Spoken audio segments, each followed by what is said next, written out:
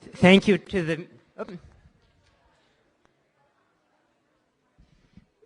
the Harvard Opportunes. We will get started. Welcome.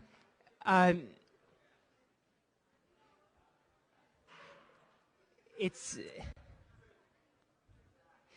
a pleasure to introduce today's guest, Chetna Sinha, who joins us from Maharashtra, India.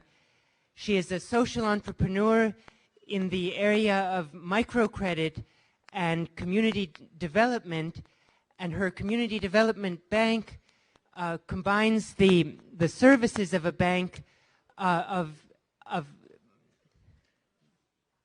making credit available to people who would otherwise have no possibility to borrow money, women in a drought-stricken area, combines that with creating a social network for these women to provide legal services, to provide social support in cases of spousal battery, to empower these women in all aspects of their lives. Chetna fell in love with a farmer activist and married for love, and one can say too that the work she does now is very much for love, for the love of the communities that she serves. Chetna Sinha was an Ashoka Fellow in 1994. For those of you who don't know Ashoka, it's the kind of development and social change counterpart to something like the MacArthur Genius Grants. The Ashoka Foundation chooses the most innovative and dedicated change makers around the world and gives them support in their work and the honor of being an Ashoka Fellow. After that, she was a Yale University World Fellow, and she was also a participant in the Bridge Builders Conference at Harvard 1 year ago, which is where we found out about her work. So please join me in welcoming Chetna Sinha.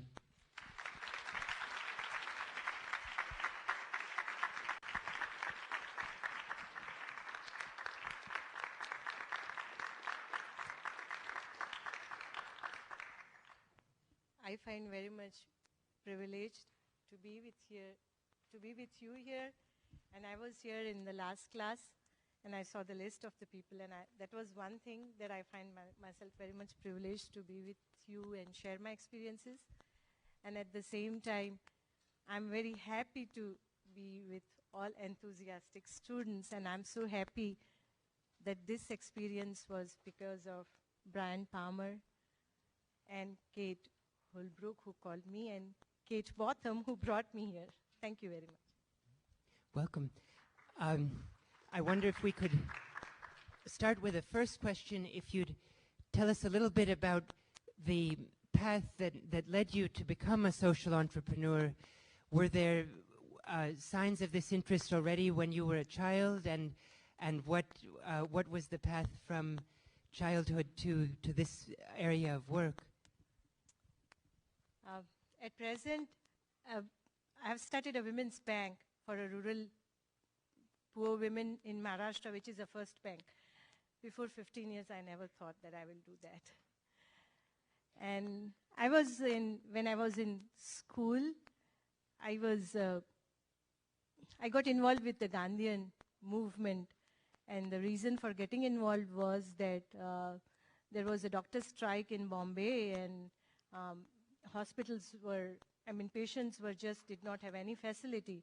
And so there was an ad in a newspaper which said that we need some help from the youth who would give some services in the hospital. And the hospital had a strike, so all the workers were on the strike, and that made me a little bit interested to get into it. As far as my childhood is concerned, there were a lot of questions about how I grew and why something was happening in a way which I differed. I would like to give some examples. I come from a very middle-class background of a Gujarati traditional family, and in those families, the rules are different for boys and girls. So while growing, I had a lot of questions which I did not have an answer. And I was a third daughter of my mother, and my mother used to tell me always that when you was born, everybody was crying. So at that time, it made me very much emotional, like, why would it happen? So these were the issues which were in the mind, but which did not have answers. But in the process, I saw that I came with various different experiences, getting involved in the movement, getting into the agitations, facing a lot of atrocities, but at the same time having so much positive experiences from the community life. Thank you. Sarah Kinsella. Thanks for being here. I'm asking this question on behalf of my section. The work you do allows women to empower themselves economically, educationally, and financially, or politically, excuse me. How have you personally been empowered? Can you share an experience from your own struggle for empowerment or another women's that has particularly touched you? Sure.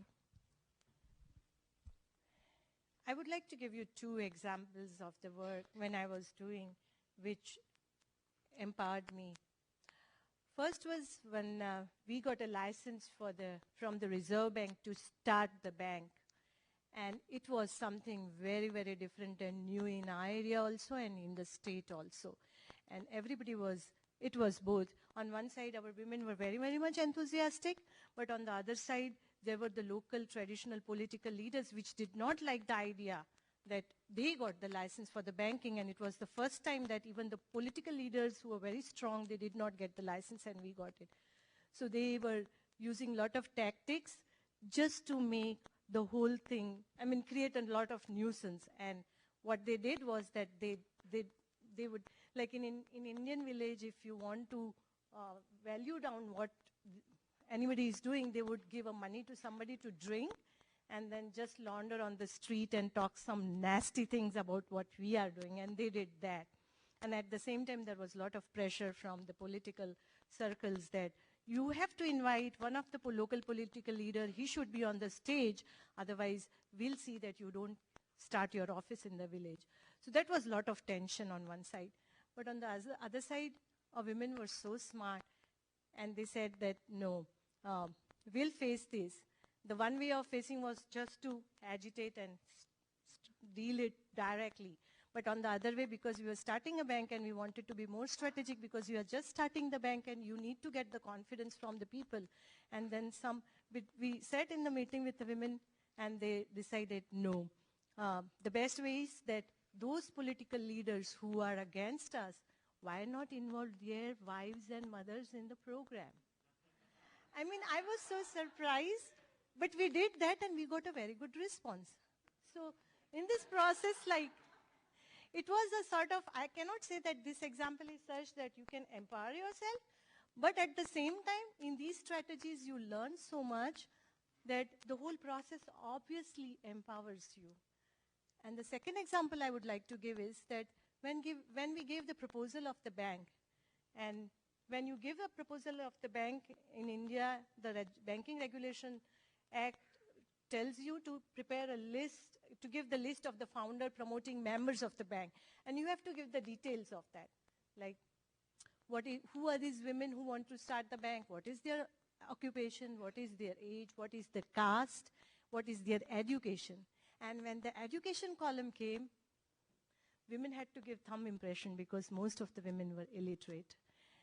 And when the proposal went to Bombay, which has a central office there, on the first side, the proposal was rejected, and they said, how can women, those who are illiterate, can read and can start the bank?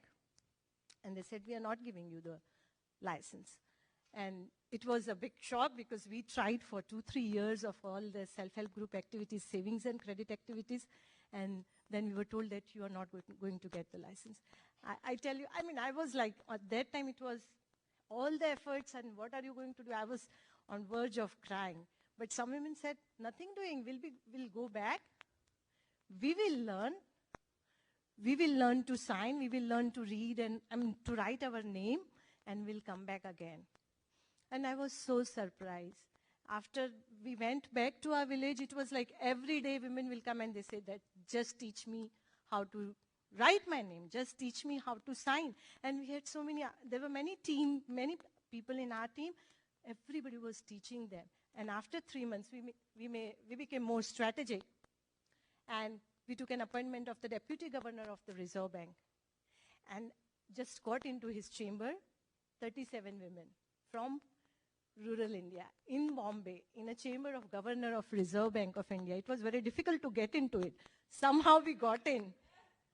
And then our women on the table, they asked him that, they requested him, you just tell us any principal amount and tell us to calculate the interest.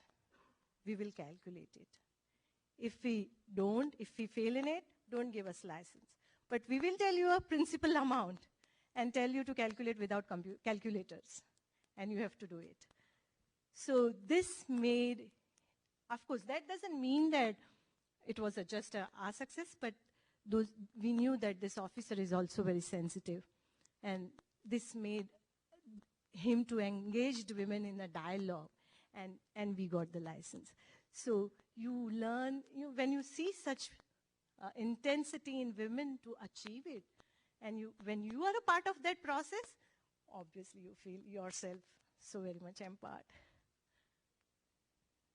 Ruben Olinsky.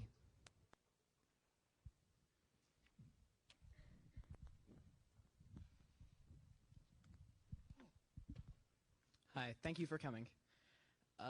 In starting a bank, self-help groups, and empowering women to improve their own financial situation in life, you likely encountered skepticism and friction from Indian economic organizations, as well as countless numbers of men and women. Now, as I understand, overcoming these obstacles requires strong leadership, the courage of your convictions, but also an ability to convince others of your ideals and goals. Can you think of and share with us one particular interaction you had with someone who disagreed with you, and how, if at all, you were able to successfully convince him or her to give you a chance? Sure. I would, yes, I like the questions because it makes me remember so many other things for last 5 years what we have been doing. But before answering this question, I would just like to make one point. When we started bank, we wanted to decide the place where our office will be. And we were selecting the place, and as usual, when you start a institution, which is in a way formal, but have a very different objective, you feel it should be in a mainstream marketplace. So we were thinking of that. And we selected 2-3 places, but when we had a discussion with our women, they said, no, we should have a place which has at least 2 ways to go out, and there should be some secret entrance where nobody would see that we are coming in. And I was like, why do we want that? And women said that, yes, because it's in this bank, we will be saving, we will be taking loans, we'll do all economic activities, and we want that. So it was learning the process of traditionally how women deal with finance. It was a learning process for us also. And so when we started bank, the first thing we had to create a confidence with the people that though we have a self-help group, various self-help groups, women are good in repayment, but at the same time being bank, we are dealing with the public deposits. And why would anybody invest in the bank unless that person feels secured? So we had 2 ways of convincing. One is that we are thinking of the development of this community and this area. That is one. And second is that you invest in the bank and you share with us the process of returns. That is how you deal with the depositors. But at the same time, bank was also dealing with other issues, education for children and water issues. So being bank made us more sort of powerful to deal with these issues without it was not possible. So this made a little bit confident. And as far as giving an example, I would like to give an example of one woman. She is a coordinator of self-help group, and she collects the daily savings of the women, those who are wage laborers. So she collects a weekly saving. They get a weekly payment. It can be 0.5 cents per week as far as American currency is concerned. She had a money with her. And one local political leader one day asked her that, why don't you give me this money for a one day? I will return you back. Now it was very obvious that she felt this man may not return me. And I am not very much powerful to make him return. And she did not give him money. And she knew that repercussions may be that he may harass her. But she denied it. And then she reported to the office next day that she went through this experience. We felt this should be made public. Not only because what she had to face, but at the same time, she was ready to be honest and face the situation. She had guts enough. And these are our women. So in our public program, we gave her a certificate, which brings a confidence to other people also that these women who have formed the bank, they are committed and honest to their cause.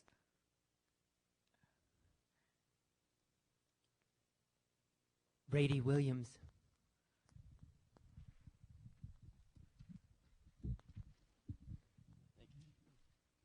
Thanks for coming today. This question is on behalf of my section. You started the bank based on the argument that women traditionally have handled the finances of the family. And now that women have demonstrated their profitability, larger banks that used to reject them are now seeking their business. Are there dangers when you cooperate with these power structures in the family and in the economy that you're ultimately trying to change? Yes, I would tell you how the dangers are. Before our bank started, there were, in villages, there were many money lenders who used to lend money to women at a higher rate of interest. And when they got these resources, they were not taking money lenders. So the one area where the dangers are that people don't like it, and then you face a lot of problems from there. The second danger was that bank being a very, bank is once you establish in banking as a bank, it becomes a powerful institution. And a lot of people see it as a sort of, they can get some advantage of that. And that danger is that we are being threatened by political leaders, especially those who go through elections for funds. Like I got a phone call from the member of parliament from my area saying that I'm running elections and I need 100,000 rupees. And these people are very much powerful, and you have to develop the strategy how to deal with that. I had to go to an extent to contact the CBI director that I am being threatened. But at the same time, I saw that always those connections doesn't help, and you have to work out the local strategies. And we just ignored him, but at the same time, whenever he came, he feels nervous to face our women. And in the first meeting when he came to our area, women just geared him, not saying that you had asked for the money, but what are you doing for this area? What are you doing for the development of this area? So we have to deal that sort of tactics. That is one danger. See, but I'm talking about these dangers which I feel that if we have a very strong team, we can deal with it. But the major dangers are within you, and major challenges are within you. And I would like to give that example very much. The first challenge is that we are running a financial institution. Our lifestyle, how does it symbolize? And we have to be as transparent as possible with the people. That is, it's not a danger, but it's a challenge. That is one. Second is that when you run such institution, your bureaucracy becomes a bureaucratic, and which our women face this problem, so we have to deal with that. So I feel that there are dangers from the outside world, but that can be dealt if you have a very strong, committed and honest team.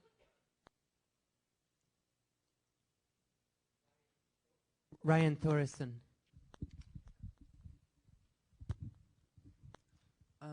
Thanks for coming. Loan systems are inherently risky ventures. I was just wondering what experiences formed your faith in the dependability of women, especially in India, where they form a class of people who are able but face a wide number of cultural and financial obstacles. In India, yeah, there are cultural financial obstacles in the sense that I would like to give one example that women have a secret accounts, which they don't want other people to know that they have the accounts, and they have a tendency of hiding money somewhere. We try to establish through this institution that why don't you own the money, and it's your right to do that. So to establish that is one thing, that you save and you are a owner of your income, whatever you earn. And you can decide on the spendings of how are you going to spend your income. And we saw in this whole process that the women who came in this discipline and saved and got a credit, they tend to spend more on health and education of the family than otherwise. But the major obstacle is that how many times it happens that the income is being spent by men, which they don't agree to it.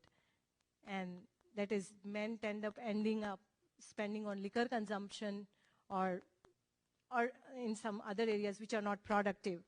So these are the major obstacles, and we have to debate this at a community level, that how if women get a control on their income, they would be spending more on health and education of the family. These are the internal obstacles I'm talking. That's what you exactly meant, or you wanted to know the outside obstacles? Yeah? The outside external obstacles you're asking about? Yeah, just since women face all these obstacles, what really motivated you to loan money to them, even though it was risky to do so? Yeah. No, women themselves motivated.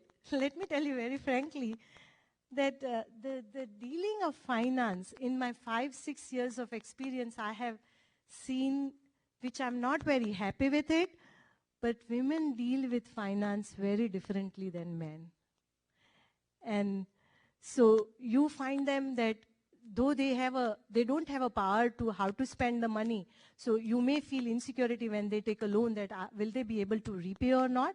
But if they are in the process actively, they are very much sincere on it. And how we do develop these techniques is that when women comes in community in the self-help group, they themselves go into the discipline of savings. And I feel saving is not just related to how much you are earning, but it is more related to a discipline and a practice you have it. We have seen in our families where women earn $1 a day as a wage laborer, they also save, and sometimes men earns $40 a day and they don't save. So it's more of that practice, and once women get into that practice, they will always follow it, and whatever obstacles they face, they do it more strongly than bank would even think. Hiba Ishmael.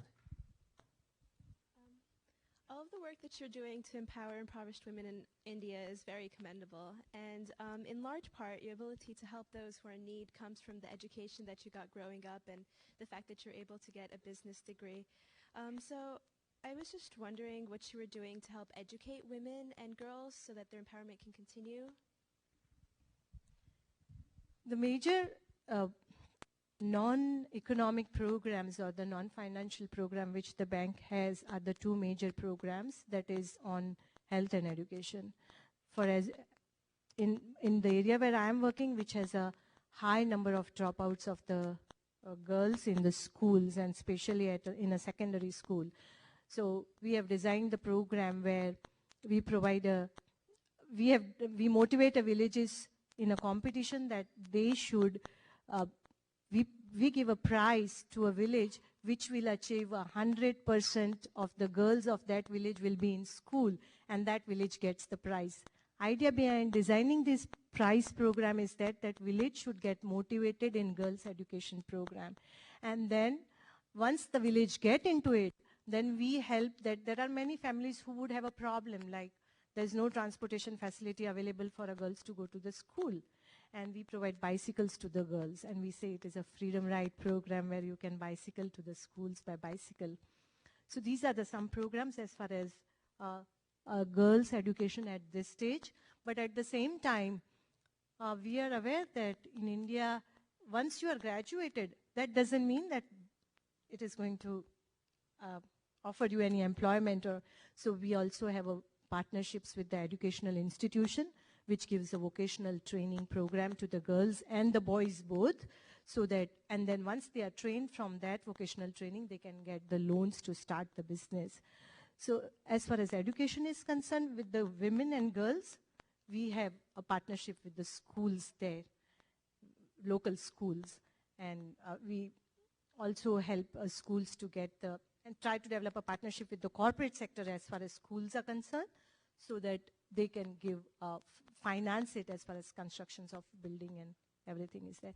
But I feel the major thing, my experience is that there should be campaigns, and community has to think so seriously about all these issues. And if they come together, resources, you can always manage to get the resources. Valerie Bylandson.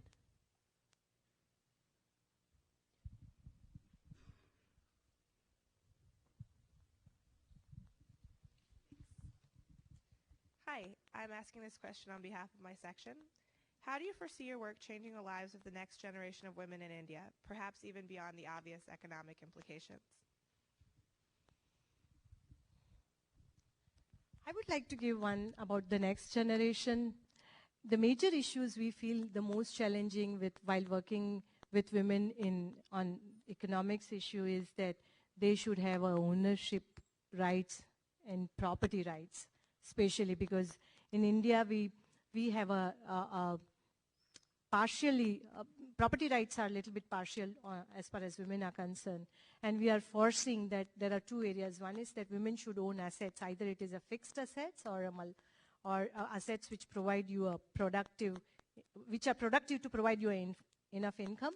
And then second is education. So these are the two areas where in process of self-help group and savings and credit activities, we are focusing on these areas, so that once they have a right on ownership, they will not be considered as an unwanted person in the family.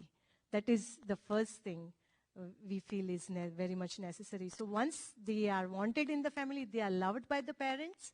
And so we have one program which says, we tell that love your daughters to the fathers and invest in your daughters. If the fathers invest in the daughters and we have that culture, then obviously parents will invest more in girls student, and then they would make them education. Because very frankly, I feel that we may be a very big bank, we may have a lot of facilities, but we do feel that families are much more responsible and they can be much more effective than the institutions.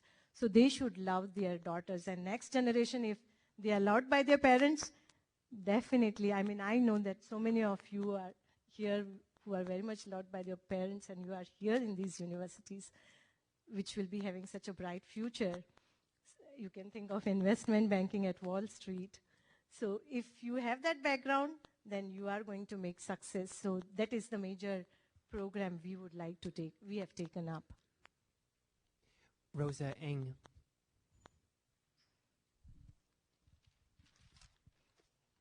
Hi, thank you for coming. My question is, as a female activist in India promoting a bank for rural women, have you ever experienced any challenges or pressures due to traditional values or beliefs?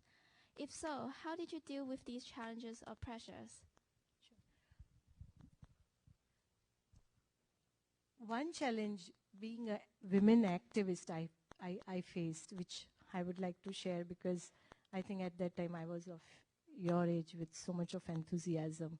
And that was a challenge faced by me in northern India when I was active in Gandhian movement by the police atrocities.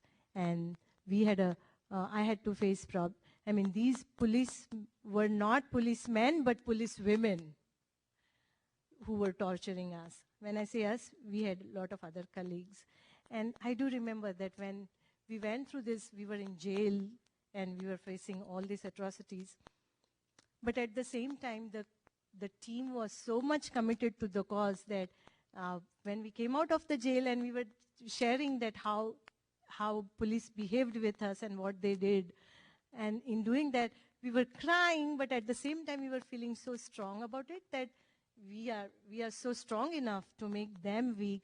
And also, I do remember that we read a diary of Anne Frank at that time, which talked about how Anne Frank at this age faced Hitler in Germany, just to get more strength. So the strength, that is one way of getting strength. The another strength which I get it, that is from my mother-in-law. I'm coming from India, and I'm moving around so much. I've given so much of time, and she looks after my children. Not only that, but when I come at night, she would ask, have you had your dinner? So you have so many such people which gives you so much of strength to do this work. We open the floor to questions. And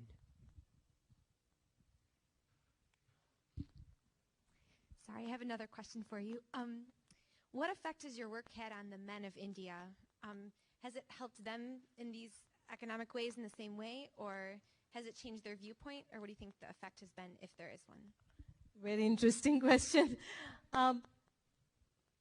See, when we started bank after 5-6 years, we got a lot of men are asking us now that we want to be in the process of your bank and of your program. And we say that we don't feel confidence in you as far as finance is concerned.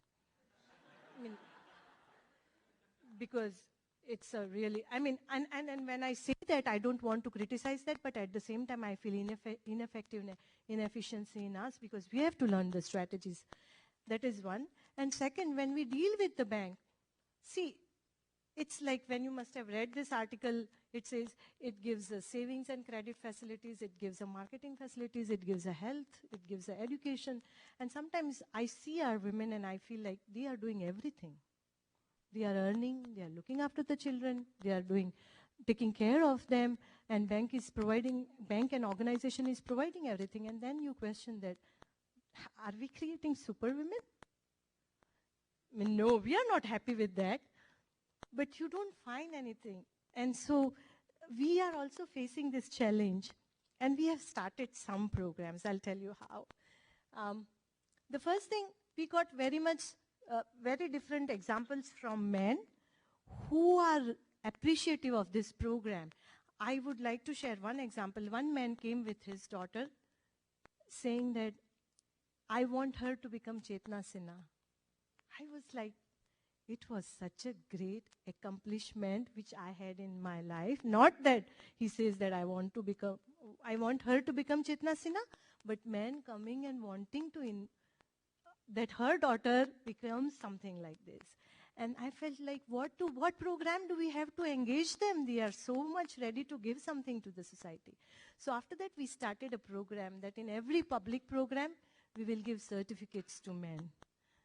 So we give certificate to men, those who give share to their wives in the property rights, so that they feel pride for what they are doing. We give certificates to men who invest in their daughter's education. That is one way, because they are head of the family, and if they do it, that is one way. And second, at present, we have started a vocational training program. So we are involving youth, especially. We are paying scholarships for them as far as training is concerned, vocational training is concerned, to get the diploma degree. And once they come out, then we give loan to their mothers. Not them, but their mothers, so that they start the business, and mother will also make them responsible in repaying. But unfortunately, if they don't repay, mother works double time and repay the loan. But we are trying to engage men, but at the same time, we are facing challenge. But we are trying to engage men who are not in that community, but those who are in a bureaucracy.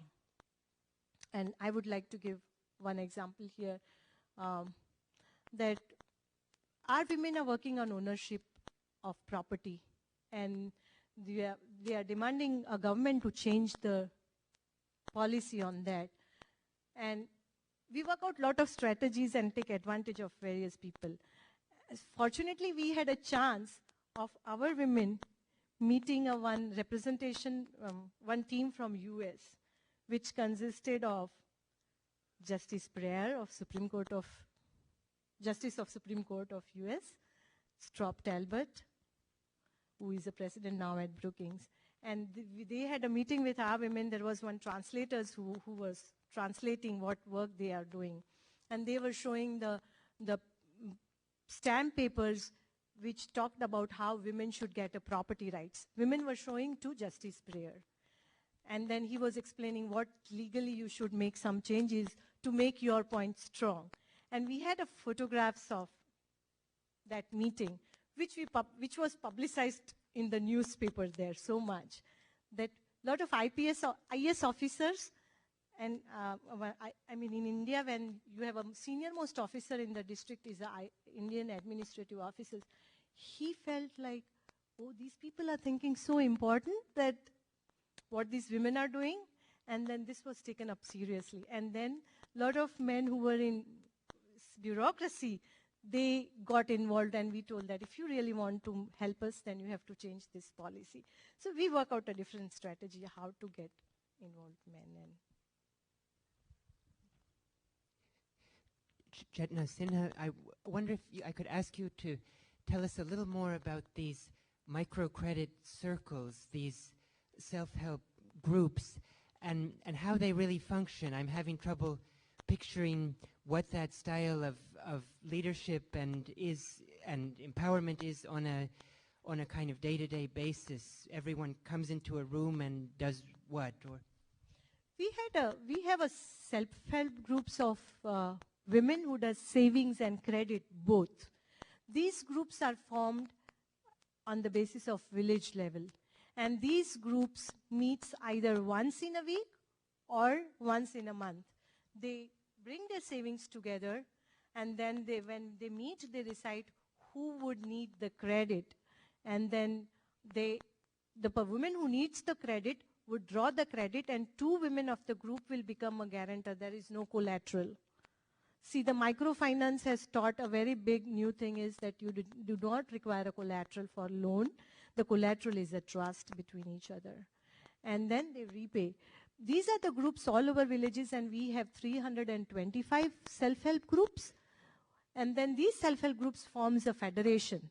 So sometimes one group has a surplus of money and other group needs money.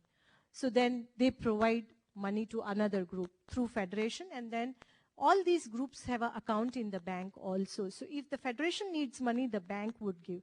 This is an economic part of the activity I'm talking. But there is a social aspect also what self-help group would do, and that is that we have one program called Saving Pension Program. And this Saving Pension Program was designed because one of the women came in our bank and said that she needs to invest money on monthly interest program so that she gets interest and she can spend on her medicine.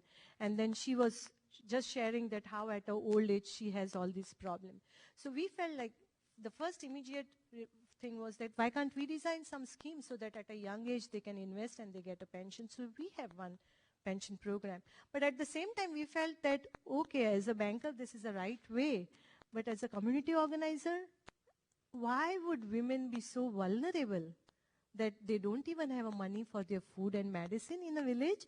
And what are the other people doing if they are in such a situation? So these groups, apart from this activity, they would adopt one old woman in the village, and they would support her just to make this idea as a value in the society. So these groups take up all these programs. And at the same time, if we have a bicycle program, so these self-help group feels that these are the girls who do not have a transportation facility, then they would provide these. So these self-help group are the pillars of the bank who take up the responsibility of the community, but be a very viable economic unit. Because if you have to be a viable economic unit. If you don't do that, then you are not going to sustain for a longer period. And then the role of bank comes in a broader way. We also have when women take loan, the major challenge is that they should have an income generation activity also. So these self-help group also sponsor a dairies and dairy federation in the village, and then bank will help them in marketing and marketing federation. So this is the structure, and the savings are the deposits which gives interest to the women, and loan is also given in interest. He has some question. Before we come to the next question, I just wanted to mention the topic for the short reflections that you'll be asked to write, and that is this. Our last two guests have been leaders of communities and of banks, the World Bank and a microcredit bank, respectively. How would you compare their leadership styles? It's a serious question, and I think an important one. Our last two guests have been leaders of communities and of banks, the World Bank and a microcredit bank, respectively. How would you compare their leadership styles? We take the next question.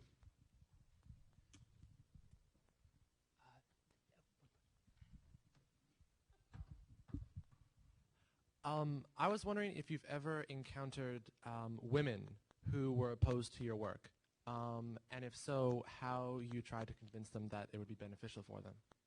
Many times. Actually, I mean, everything is not always goody-goody, which one would like to be, but real life is not like that. So in two ways we are encountered. One is that I like the whole, we want to develop such setup that we are answerable to those women, those who are in the community.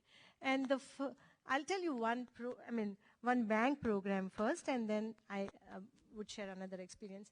We had designed a kitty bank program, which was that you save money in this box, and then bank agent will come and then take the box and deposits this money into the saving account.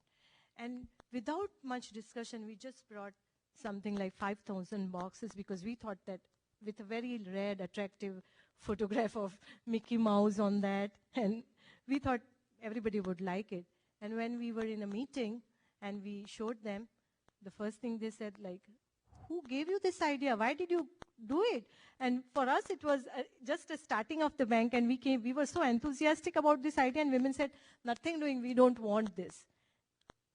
And it was like, why? We were trying to convince them that they will be able to save it, because it helps them to save in a cents or in a paise in Indian currency, if you would say. They said no, because they said if we save it and one day our husband will come and break it and take away the money. So we have been countered in our designing the program so much that after we learned that whatever we design, we have to discuss with them. And when we designed the saving pension scheme, we were so very much occupied with how the pension schemes would be in the formal sector. We designed in that way that you save and you get a provident fund and whatnot. And when we went to women, they said, no, we don't want this program because we save for 20 years and we don't get anything. So we had to again change the product. So these things happen as far as regular work is concerned. But apart from that, we had one case where one of our women member, she came and she said that her husband came and he told her that my wife is going through a sex determination. She's pregnant and she has a daughter and she's going to abort her daughter. And it was a very much like our women member who are a part of this bank, they don't want their daughters. So we got this case and then we thought we should have a discussion with that woman. Then we called her in alone that why is she doing and why she should not do. And she said that, if I don't go through the abortion, then after 5-6 months, my husband is going to marry again because I don't produce a son. So I want to protect myself. So we have a lot of such complicated issues we have to deal with. And last, which one we were encountered, I would like to give you an example, was one of the women who was a representative in the village council, and she was very corrupt. So it's not that always everything is going to be good, but at the same time, blaming her or making it was more a challenge for us that how do we change these practices. And after that experience, we started one program where, I mean, not program, but I would say that there are women who have been very, very much smart in dealing with, who are very, very much honest. And one woman, she was a very poor, she was for herself a weak, she did not had a job, and she had applied for a pension scheme of government, which government of India also gives to a women, those who are single and nobody looks after that. And she had to go to that government office for nearly 20 times, and every time she would come and she would borrow money from us for the bus, or sometimes she would also walk for 10-15 kilometers. Finally, she got that pension. And when she got, it was just a $10 she got after 6 months. She came to bank office and she said that I want to give whatever I had borrowed from you. She shouldn't have done that. I mean, we were so surprised that she was so poor. She had not eaten a full lunch maybe for so many days, and still she is coming with so much of honesty and commitment. And we felt that this is the women who can teach us, who can teach our whole staff, our community. And so in our public program, we told her to share her experience, and we told that we have a name of our bank is Mandeshi Bank. So we said that she is our symbol of Mandeshi Bank. So you do come to such instances, and you do get a learning process also from, you get many other women who would teach you how to deal with that. Just a final short question, and let me say also, Chetna Sinha has agreed to have a conversation with a smaller group of us afterwards for those who would like to stay, so we'll gather in front. But as we're closing, many Harvard students will be headed to New York City, as you mentioned, to work on Wall Street and elsewhere. Do you have any kind of advice for people going into this world of money and banks that you would want to share in closing? I don't want to advise, but I want to share again one thing. I mean, I have so many things to share with you, but lastly, I would like to share with you that what I learned from it. And I feel that whenever you are with the community and people, you learn so much, and which makes you richer and richer. And wherever you are, but then if you are enriched by experiences, you always give a very positive output. I would give you one example. When after 15 years, I started feeling that whatever I learned from my community, and then I was just evaluating my work and what did I learn. And I remembered one woman. See, in India, we would say there are two types of expression. One is this, which you always give, and one is this, which you always ask. And if you ask anybody, in what group would you like to be, in this group or in this group? And I felt that I was in a community which had so much of pride, which was so, I mean, women were so poor, but they always remained in this group. Whereas I was born in a Bombay of that culture, which I felt so many people were in this group. You continuously ask for something. It doesn't matter how much you have it or not. But these women are so poor, and sometimes I saw that somebody would come and have a dinner with them, and they would not say like, why did this man come when I don't even have to have my full dinner? But they would say, oh, I'm so grateful that I shared with you my dinner. And so they are always in this category, which I liked it so much, and I felt whatever institution, wherever I'm working, we should be able to create a category of people of this category so that they continuously give wherever they are, not from the category of this. where they continuously ask wherever they are.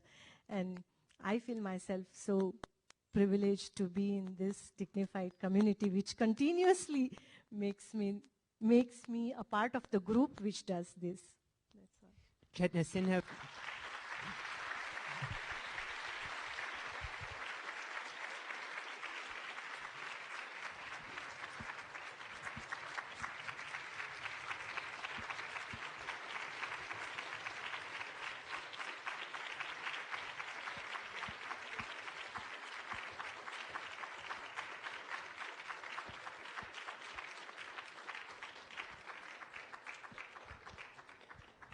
For your large-hearted example of community building, we thank you.